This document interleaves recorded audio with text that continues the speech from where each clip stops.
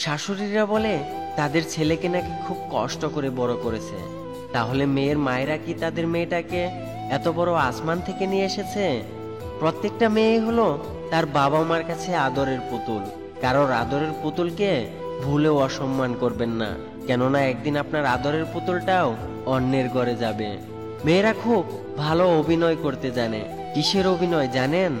হাজার কষ্টে থাকলেও হাসি মুখে থাকার অভিনয়। মেয়েদের সারাটা জীবনই কেটে যায় মানিয়ে নিতে নিতে, কখনো বাবার বাড়িতে, আবার কখনো শ্বশুর বাড়িতে। মেয়েদেরকে দায়িত্ব নেওয়া শেখাতে হয় না। নিজে ডিম বেজে না খেতে পারা মেয়েটিও মা অসুস্থ হলে পুরো পরিবারের দায়িত্ব নেওয়া শিখে যায়। মেয়েরা চাকরি না করলে বলবে ঘরে বসে বসে খেয়ে খেয়ে মোটা হচ্ছে, আর চাকরি করে রাত করে ঘরে ফিরলে বলবে মেয়েটা দুশ্চরিত্রা। প্রেম না করলে বলবে অহংকারী, আর যদি প্রেম করে তাহলে বলবে বেয়াদব একটা। পারিবারিকভাবে বিয়েটা হওয়ার পর যদি বিয়েটা ভেঙে যায় তাহলে লোকে বলবে কি আর করবি, তোর কপালটাই খারাপ। আর যদি নিজের পছন্দে বিয়ে করে ফেলে আর সেখানে যদি কিছু হয় তাহলে সেই লোকেরাই বলবে বেশি বুঝেছিস, একদম ঠিক হয়েছে। আসলে কিছুই করার নেই, এটাই আমাদের সমাজ। একটা ধার্মিক মেয়ের সাথে একটা স্মার্ট ছেলের বিয়ে হয়।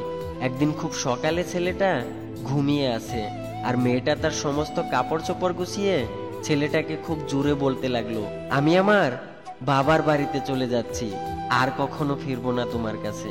ছেলেটা ঘুম থেকে লাফ দিয়ে উঠে মেয়েটাকে বলতে লাগলো, বউ আমি কিছু কি দোষ করেছি? মেয়েটা বলল, বিয়ের পর থেকে এই পর্যন্ত তুমি কখনোই ফজরের নামাজ পড়নি, তোমার মতো বেনামাজির সাথে আমি আর থাকবো না। ছেলেটা খাট থেকে লাফ দিয়ে নেমে মেয়েটাকে জড়িয়ে ধরলো আর বলল, বউ তুমি যেও না, আমি তো একটা সুন্নত পালন করছি। মেয়েটা জিজ্ঞেস করলো, কোনটা? ছেলেটা নিচের দিকে তাকিয়ে মুচকি হেসে বলতে লাগলো, তোমাকে খুব ভালোবাসি। তুমি কি জানো নবীজি আয়েশা রাদিয়াল্লাহু তাআলা আনহুকে খুব ভালোবাসতেন? মেয়েটা একটা মুচকি হাসি দিয়ে হাত থেকে ব্যাগটা ফেলে ছেলেটার চুল টেনে দিল আর বলতে লাগলো, বাকিগুলো মানো না কেন? ছেলেটা মেয়েটার গাল টেনে বলতে লাগলো, ভালোবাসার মাত্রাটা আরেকটু বাড়িয়ে দাও, দেখবে সবকিছুই ঠিকঠাক চলবে ইনশাল্লাহ। কিছু ভুল মানুষকে অনেক কিছু শিখিয়ে দেয়, কিছু কষ্ট মানুষকে পাথর বানিয়ে দেয়, কিছু অভিমান মানুষকে অনেক পর করে দেয়। শরীরের সব থেকে দামি অংশ হচ্ছে হৃদয়, যেখানে থাকার যোগ্যতা সবার থাকে না। ছোট্ট এই জীবন আমাদের অনেক কিছু শিখায়, আপন কিভাবে পর হয় আর বেঈমান কিভাবে ধোঁকা দেয়। ছোটবেলায় মা বলেছিলেন মিথ্যা বলা মহাপাপ, বাস্তবে দেখি সব পাগলের প্রলাপ।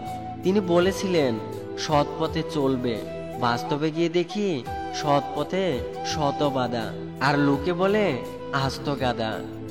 শিক্ষক স্কুলের বইয়ের মধ্যে পড়িয়েছিলেন সবুরে মেওয়া ফলে, কিন্তু বাস্তবে দেখছি মেওয়া আসে টাকার বলে।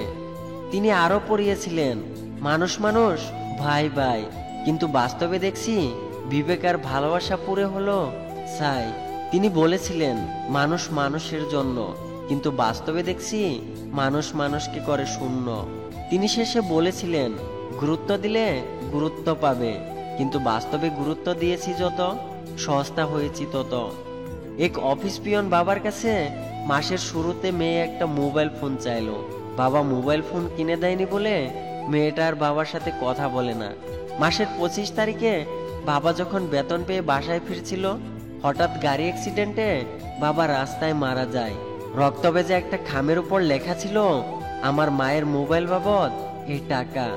খামটা খুলে মেয়েটা টাকাগুলো হাতে নিয়ে চিৎকার করে বলতে লাগলো, বাবা ও বাবা, আমি মোবাইল ফোন চাই না, তোমার সাথে কথা না বলে থাকা 25টা দিনের একটা দিন ফিরে পেতে চাই, আর চিৎকার করে বলতে চাই, বাবা ভালোবাসি তোমায়।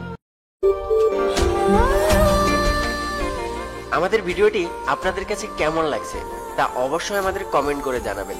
আর ভিডিওটি ভালো লাগলে আই মিস ইউ চ্যানেলটি সাবস্ক্রাইব করে রাখবেন, আর লাইক দিতে ভুলবেন না কিন্তু।